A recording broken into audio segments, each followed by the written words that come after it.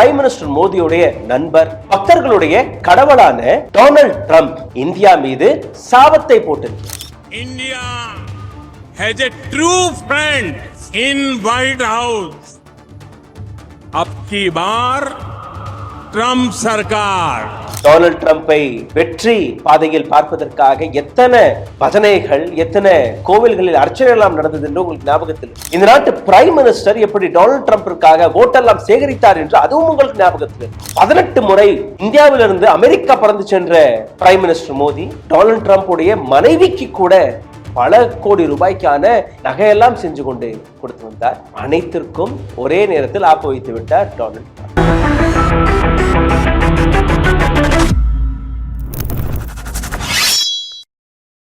வணக்கம். Prime minister Modi பக்தர்கள் கனவில் கூட நினைக்காத ஒரு விஷயம் நடந்துவிட்டது. அதாவது பிரைம் மினிஸ்டர் மோடியுடைய நண்பர், பக்தர்களுடைய கடவுளான டொனால்ட் ட்ரம்ப் இந்தியா மீது சாபத்தை போட்டிருக்கிறார். அதாவது நட்பை மதிக்கவில்லை, வெறும் டாலரை மட்டும் மதிக்கக்கூடிய டொனால்ட் ட்ரம்ப் இப்போ விஷப்பாம்பு போன்று இந்தியாவை கொத்தி இருக்கிறார். Is that just a trade war between India and America? 25% of trade tariff plus penalty. 25% India மீது போடப்பட்ட இந்த ட்ரேட் டாரிஃப், அதற்கு மேல பெனல்டி. இதற்கான அர்த்தம் என்ன? அமெரிக்கா இந்தியாவிற்கு நடுவே நடக்கக்கூடிய இந்த ட்ரேட் வார், அதை ட்ரேட் வாராக நீங்க பார்க்க கூடாது. இது அதையும் தாண்டி வேறொரு ஆங்கிளில் போய்கொண்டிருக்கிறது. எப்படி அதை நீங்க பாருங்க. கனவில் கூட நினைத்து பார்க்காத ஒரு விஷயம் நடந்து விட்டது. இப்போ எந்த இடத்தில், எந்த முகத்தை வைத்து இந்த நாட்டு மக்களுக்கு நீங்க பதில் கொடுக்க போறீர்கள் என்கிற அந்த விஷயம். டொனால்ட் ட்ரம்பை வெற்றி பாதையில் பார்ப்பதற்காக எத்தனை பஜனைகள், எத்தனை கோவில்களில் அர்ச்சனை எல்லாம் நடந்தது என்று உங்களுக்கு ஞாபகத்தில் இருக்கும். இந்த நாட்டு பிரைம் மினிஸ்டர் எப்படி டொனால்ட் ட்ரம்பிற்காக ஓட்டெல்லாம் சேகரித்தார் என்று அதுவும் உங்களுக்கு ஞாபகத்தில் இருக்கும். 18 முறை இந்தியாவிலிருந்து அமெரிக்கா பறந்து சென்ற பிரைம் மினிஸ்டர் மோடி டொனால்ட் ட்ரம்புடைய மனைவிக்கு கூட பல கோடி ரூபாய்க்கான இந்த நகையெல்லாம் செஞ்சு கொண்டு கொடுத்து வந்தார், பரிசெல்லாம் கொடுத்து வந்தார். அனைத்திற்கும் ஒரே நேரத்தில் ஆப்பு வைத்து விட்டார் டொனால்ட் ட்ரம்ப். எப்படி என்று நீங்க பாருங்க. இன்னைக்கு ஒரு புது ஒப்பந்தத்தை போட்டிருக்கிறார். யாருடன்? பாகிஸ்தானுடன். அதாவது வெளிப்படையாக நாங்க பாகிஸ்தானுடன் தான் நிக்கிறோம் என்கிற ஒரு விஷயத்தை டொனால்ட் ட்ரம்ப் அறிவித்திருக்கிறார். ஒரு டீல். என்ன டீல்? ஆயில் கிணறுகளை நாங்க தேடி கண்டுபிடித்து அதை டெவலப் செய்யக்கூடிய வேலையை பார்ப்போம். பாகிஸ்தானில் அமெரிக்கா இந்த வேலையை பார்க்க போகிறது. நேற்று 25% ட்ரேட் டாரிஃபை போட்ட பின்பு இது வெறும் ஒரு ட்ரேட் வார் என்று தான் பல நபர்கள் பார்த்தார்கள். ஆனால் அது அதையும் தாண்டி ஒரு ஆயில் ட்ரேடாக மாறிவிட்டது. இங்க இன்னொரு விஷயத்தை நீங்க கவனிக்க வேண்டும். டொனால்ட் ட்ரம்ப் என்ன பேசினார்? வருங்காலத்தில் பாகிஸ்தானிடமே இந்தியா பெட்ரோல் டீசலை வாங்க அந்த கட்டாயத்தில் வந்துவிடும் என்று கூறியிருக்கிறார். எந்த அளவில் இந்த விஷயம் இருக்கிறது என்று நீங்க பார்த்தீர்கள்னா, இந்தியா மீது India was standing with China and Russia என்கிற ஒரு குற்றச்சாட்டை கூட்டி US டாலருக்கு சேலஞ்சாக இருக்கக்கூடிய ஒரு பிரிக்கை இவர்கள் அமைத்திருக்கிறார்கள். அதனால் இவர்களை நாங்கள் ஐசோலேட் செய்கிறோம். ரஷ்யாவிடம் எதற்காக நீங்க கச்சா எண்ணெயை வாங்கினீர்கள்? Who is America to decide what is good for India and what is not? இந்தியாவிற்கு என்ன தேவை, என்ன தேவையில்லை என்கிற விஷயத்தை உறுதி செய்யக்கூடிய இடத்தில் அமெரிக்கா எங்க நிற்கிறது, எதற்காக நிற்கிறது என்கிற அந்த கேள்வி, எதற்கான பதிலும் கிடையாது. இப்போ இந்த புதிய ட்ரேட் வாரில் இந்தியாவை சார்ந்த கிட்டத்தட்ட ஒரு 6 கம்பெனிகளை அங்க பேன் செய்திருக்கிறார்கள். ஈரானிடம் நீங்க எதற்காக பொருட்களை வாங்கினீர்கள், எதற்காக பெட்ரோகெமிக்கல் இல்ல ஆயில்களை வாங்கினீர்கள் என்று அந்த குற்றச்சாட்டை எடுத்து வைத்து 6 கம்பெனிகள் அங்க பேன் செய்யப்பட்டது. அதாவது இந்த சாங்ஷன் இந்த 6 கம்பெனிகள் மீது விதித்து இந்த 6 கம்பெனிகளிடம் இருக்கக்கூடிய அசெட்ஸ், அவர்களுடைய பேங்க் அனைத்தையுமே இதற்கு மேல அமெரிக்கா முடக்கிவிடும் என்று கூறியிருக்கிறார்கள். மிகப்பெரிய கம்பெனிஸ், இந்தியாவை சார்ந்த கம்பெனிஸ். அதை தாண்டி அமெரிக்காவில் இருக்கக்கூடிய மைக்ரோசாஃப்ட், குஜராத்தை சார்ந்த நாயரா என்கிற கம்பெனிக்கு எந்த விதமான சாஃப்ட்வேர் சப்போர்ட்டும் கொடுக்க மாட்டோம் என்கிற அந்த விஷயத்தை முடித்து வைக்கிறார். இப்போ இந்த பாகிஸ்தான் விஷயத்திற்கு வந்து விடலாம். இன்னைக்கு காலையில டொனால்ட் ட்ரம்ப் போட்ட இந்த ட்வீட், அதாவது அவருடைய ட்ரூத் சோஷியல் என்கிற அந்த சோஷியல் மீடியா ஆப்பில் அவர் போட்ட இந்த மெசேஜ். இதுல ரெண்டாவது பேராகிராஃபை படிக்கிறேன், கேளுங்க. We have just concluded a deal with country of Pakistan whereby Pakistan and United States will work together on developing their massive oil reserves. We are in process of choosing an oil company that we lead in this partnership, who will know maybe they'll be selling oil to India in some days. பாகிஸ்தானுடன் ஒரு ஒப்பந்தத்தை sign செய்து விட்டோம், deal முடிஞ்சிருச்சு. இப்ப அமெரிக்காவில் இருக்கக்கூடிய ஒரு கம்பெனியை நாங்க கான்ட்ராக்டில் எடுக்க போகிறோம். அவர்கள் பாகிஸ்தானில் இந்த எண்ணெய் கிணறுகளை தேடி அதற்கான டெவலப்மெண்ட்களை செய்ய போறார்கள். யார் கண்டால் இன்னும் ஒரு சில நாட்களில் இந்தியாவே பாகிஸ்தானிடமிருந்து இந்த எண்ணெய்களை வாங்குவார்கள். உங்களுக்கு முன்னாடி இந்த அவருடைய ஸ்டேட்மெண்ட் இருக்கு, படிச்சு பார்த்துக்கோங்க. இந்த இடத்துல நீங்க பார்த்தீர்கள்னா சீஸ்ஃபயர் போது நான் தான் சீஸ்ஃபயர் அதற்கான எல்லா வேலையுமே பார்த்தேன், பாகிஸ்தான் இந்தியாவிற்கு நடுவே ட்ரேட் செய்யலாம், பிசினஸ் பார்க்கலாம் என்று நான் தான் கூறினேன். அதற்காக ரெண்டு பேருமே, ரெண்டு தலைவர்களுமே ஒப்பந்தத்தை கொடுத்தார்கள். இந்த பக்கம் பாகிஸ்தான், இந்த பக்கம் இந்தியா. அதன்படிதான் இந்த ட்ரேட் நடக்கிறது. அப்ப இந்தியாவிற்கு எந்த விதமான ட்ரேடை இவர்கள் ஆஃபர் செய்தார்கள்? எதற்காக இந்த சீஸ்ஃபயர் நடந்தது? 29 முறை பார்லிமெண்ட் செஷன் நடக்கிறதுக்கு முன்னாடி வரை அவர் பேசியிருந்தார். 1 மணி நேரம் 40 நிமிடங்கள் வரை பிரைம் மினிஸ்டர் மோடி இந்த உரையை கொடுத்த பின்பு கூட ஒரு வார்த்தை டொனால்ட் ட்ரம்ப் அவருடைய பேரை கூட எடுக்காத பிரைம் மினிஸ்டர் மோடி.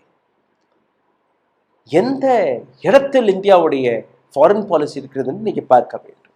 அதற்கு பின்பு 3 முறை, கிட்டத்தட்ட ஒரு 33 முறை நான் தான் இந்த ட்ரேட் என்கிற லாலிபாப்பை கொடுத்து இந்தியா பாகிஸ்தான் இடையே இந்த சீஸ்ஃபயரை கொண்டு வந்தேன். அப்போ இப்போ வெளிப்படையாக ஒரு டீல் நடந்துருச்சு. Now Pakistan is with America. America பாகிஸ்தானோட நிற்கிறது ஒரு மிகப்பெரிய டீல். எப்படி இந்த விஷயம் நடந்தது என்று நீங்க பார்த்தீர்கள்னா, போன வருடம் செப்டம்பர் மாதத்தில் பாகிஸ்தான்ல இருக்கக்கூடிய கடலில் ஒரு மிகப்பெரிய எண்ணெய் கிணறு இருப்பதாக ஒரு தகவல் வெளிவந்தது. கிட்டத்தட்ட ஒரு 3 வருடங்களாக பாகிஸ்தான் and சைனா இந்த ரிசர்ச்சில் இருந்தார்கள். அமெரிக்காவுடைய ரிசர்ச் படி நீங்க பார்த்தீர்கள், உலகத்தில் இருக்கக்கூடிய 4வது மிகப்பெரிய ஆயில் ரிசர்வ் பாகிஸ்தானில் இருக்கிறது. இந்த ஒட்டுமொத்த ஆயில் ரிசர்வை சரிபார்ப்பதற்காக கிட்டத்தட்ட ஒரு 48,000 கோடி ரூபாய் செலவாகும். அதாவது $42 பில்லியன் செலவாகும். இந்த இன்வெஸ்ட்மெண்ட்டை அமெரிக்கா செய்யும், இல்லை அமெரிக்கா தேர்வு செய்யக்கூடிய அந்த கம்பெனி செய்யும். அடுத்த 5 வருடங்களுக்கு இவர்கள் இந்த வேலையெல்லாம் பார்ப்பார்கள். அதற்கப்புறம் அங்கே இருக்கக்கூடிய எண்ணெய் கிணறுகளை டெவலப் செய்து அதிலிருந்து எண்ணெய்களை எடுத்து உலகம் முழுவதும் இந்த பிஸ்னஸை பார்ப்பார்கள். இந்த இன்ட்ரெஸ்ட் அமெரிக்காவிற்கு இருக்கிறது பாகிஸ்தானிற்குள். யூரோப்பியன் யூனியன் ஏற்கனவே நாயரா என்கிற கம்பெனி, குஜராத்தை சார்ந்த நாயரா என்கிற கம்பெனி, அதன் மீது பேனை அழித்து விட்டார்கள். மைக்ரோசாஃப்ட் அந்த கம்பெனிக்கு எந்த விதமான சப்போர்ட்டும் கொடுக்க மாட்டேன் என்று கூறிவிட்டார்கள்.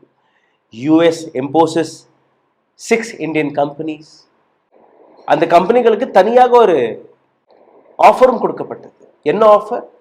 நீங்க எங்களிடம் வந்து இந்த டீலை பத்தி, இந்த சாங்ஷன்ஸ்களை நீக்குவதற்கான ரிக்வெஸ்டை கொடுத்தீர்கள்னா நாங்க யோசிச்சு பார்ப்போம். அதாவது நீங்க இந்தியாவிலிருந்து வெளியேறி வெறும் அமெரிக்காவுடைய நன்மைகளுக்காக சிந்தித்தீர்கள்னா, அமெரிக்காவிற்காக வேலை பார்த்தீர்கள்னா உங்கள் மீது இருக்கக்கூடிய இந்த சாங்ஷன்ஸ்களை நாங்கள் நீக்கும். யாரெல்லாம் இந்த கம்பெனிஸ், அதையும் நீங்க பாருங்கள். கெமிக்கல் சொல்யூஷன் பிரைவேட் லிமிடெட் என்கிற இந்த கம்பெனி $84 பில்லியன் அதாவது கிட்டத்தட்ட 700 கோடி ரூபாய்க்கான பிசினஸை ஈரானியன் பெட்ரோகெமிக்கல் கம்பெனியிடமிருந்து 2024ஆம் ஆண்டு ஆயில்களை இம்போர்ட் செய்திருக்கிறார்கள், கச்சா எண்ணெயை. அதனால் இந்த கம்பெனி மீது ஒரு sanction, pan.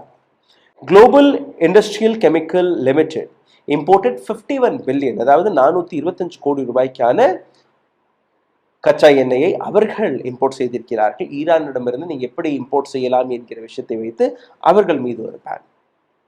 Jupiter Dyechem private limited 49 million. Ramnik Lal and Gosalia company 22 million methanol அங்கிருந்து ஈரான்ல இருந்து இம்போர்ட் செய்திருக்கிறார்கள், அவர்கள் மீதும் ஒரு sanction. Persistence petrochemical private limited 14 million, இவர்கள் ஈரானிலிருந்து மெத்தனாலை இவர்களும் இம்போர்ட் செய்திருக்கிறார்கள், அவர்கள் மீதும் ஒரு சாங்ஷன். கஞ்சல் பாலிமர் 1.3 மில்லியன், ஈரான்ல இருந்து பாலித்தெலீன் இம்போர்ட் செய்திருக்கிறார்கள், அவர்கள் மீதும் ஒரு சாங்ஷன். அதாவது மிடில் ஈஸ்ட்ல இருக்கக்கூடிய நாடுகள் இது போன்ற கம்பெனிகளிடமிருந்து சம்பாதிக்க பணத்தை அங்க இருக்கக்கூடிய தீவிரவாதத்தில் டெரரிஸ்ட் ஆர்கனைசேஷன்களுக்கு ஃபண்டிங் செய்கிறார்கள் அந்த குற்றச்சாட்டை எடுத்து வைத்து அமெரிக்கா இந்த 6 கம்பெனிகள் மீது ஒரு சாங்ஷனை விதித்திருக்கிறார்கள். இந்த சாங்ஷன் நீக்கப்படும் அப்படி நீங்க அமெரிக்காவிடம் சரண்டர் ஆனீர்கள். அதே போன்று சைனா, ரஷ்யா, ஈரான் இவர்களுடன் இந்தியாவுடைய நெருக்கம் அதிகரித்துக் கொண்டிருக்கிறது, அதனால் அவர்களை முடக்குவதற்கான இந்த வேலையை பார்க்கிறோம் என்று டொனால்ட் ட்ரம்ப் கூறியுள்ளார். இந்தியாவுடைய எக்கனாமி மற்றும் ரஷ்யாவுடைய எக்கனாமி ரெண்டுமே டெட் ஆகிவிட்டது. ரஷ்யாவுடன் அமெரிக்கா எந்த விதமான ட்ரேடும் செய்வதில்லை. கடந்த 6 மாதங்களாக நீங்க பார்த்தீர்கள், இந்தியாவுடனும் நாங்கள் செய்யக்கூடிய ட்ரேட் மிகவும் குறைவு, அதனால் இந்த 2 நாடுகளுமே நாசமாக போகட்டும், எங்களுக்கு கவலை இல்லை என்று அந்த விளக்கத்தையும் கொடுத்திருக்கிறார் டொனால்ட் ட்ரம்ப். இந்தியன் எக்கனாமிக் வார், இந்தியாவை மிரட்டுவதற்காக, இந்தியாவுடைய ஸ்ட்ராட்டஜிக் பொசிஷனை மாற்றுவதற்கு, அதாவது நீங்க சைனாவோட நிற்கக்கூடாது, ரஷ்யாவோட நிற்கக்கூடாது, பாகிஸ்தான் and இந்தியா 2 பேருமே ஒரே கண்ணாடியை ஒரே லெவலில் வைத்து பார்க்கிறது America. Where Pakistan is and where India is, we all know. But as per Donald Trump, India is equivalent to Pakistan.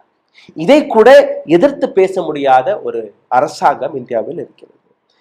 25% of tariff which will cause a loss of 610 to 720 million annually, which is $3 to 4 lakh import எக்ஸ்போர்ட்ல அவ்வளவு நஷ்டம் நாம் பார்க்க போகிறோம்.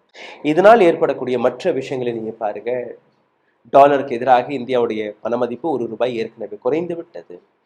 BSc Sensex திறந்த உடனே இன்னைக்கு 500 points கீழே சரிந்திருக்கிறது. ஓப்பனிங்கே 500 points கீழே. Tata Motors, Reliance, Mahindra, Airtel போன்ற கம்பெனிகளுடைய ஷேர்ஸ் கீழே இறங்கி இருக்கிறது. இதையும் தாண்டி நீங்க பார்த்தீர்கள்னா யூஎஸ்ல இருந்து விதிக்கப்பட்ட அந்த டாரிஃப் 0ல இருந்து 17% வரை தான் இருக்கும். இப்போ எல்லாத்துக்குமே 25%. அங்க இருக்கக்கூடிய மொபைல் மார்க்கெட், அதாவது அமெரிக்காவில் இருக்கக்கூடிய மொபைல் மார்க்கெட்டில் 49% China, made in China mobile phone விற்கும். 2வது யாரு? India. 36% made in India mobile போன்ஸ்கள் அங்க விற்பனையாகிறது. 3வது இடத்தில் வியட்நாம் வித் 14%. அதாவது வெரி பிக் பிஸ்னஸ். இதனால் நீங்க பார்த்தீர்கள்னா வியட்நாம் மீது அமெரிக்காவுடைய tariff is 20%. Indonesia, Philippine, European Union, Japan, UK இவங்கள்ட்டெல்லாம் 10ல இருந்து 19%.